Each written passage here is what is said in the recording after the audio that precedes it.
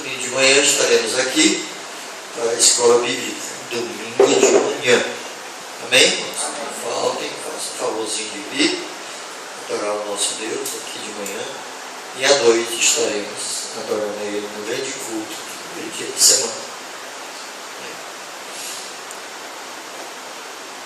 Amado Deus,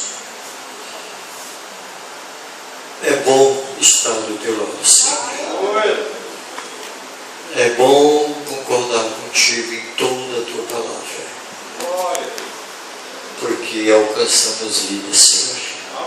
Alcançamos cura para nossas enfermidades.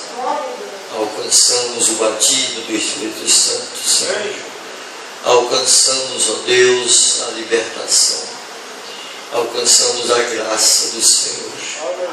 Por a sua misericórdia, ajuda teus filhos cada dia, Senhor, a crer no Senhor e em toda a sua palavra.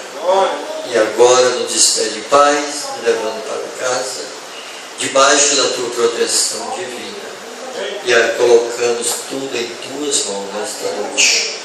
O culto do final de semana, do primeiro dia da semana, de adoração a ti, desde já colocamos diante do teu trono de graça.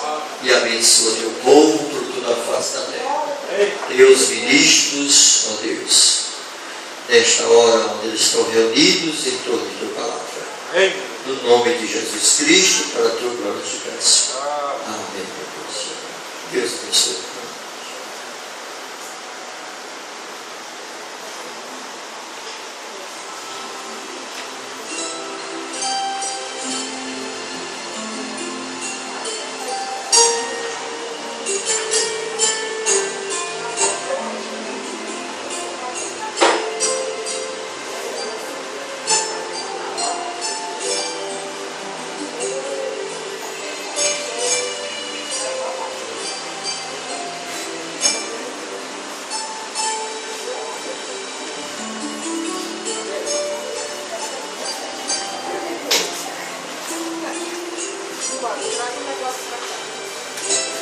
Vou lá da igreja.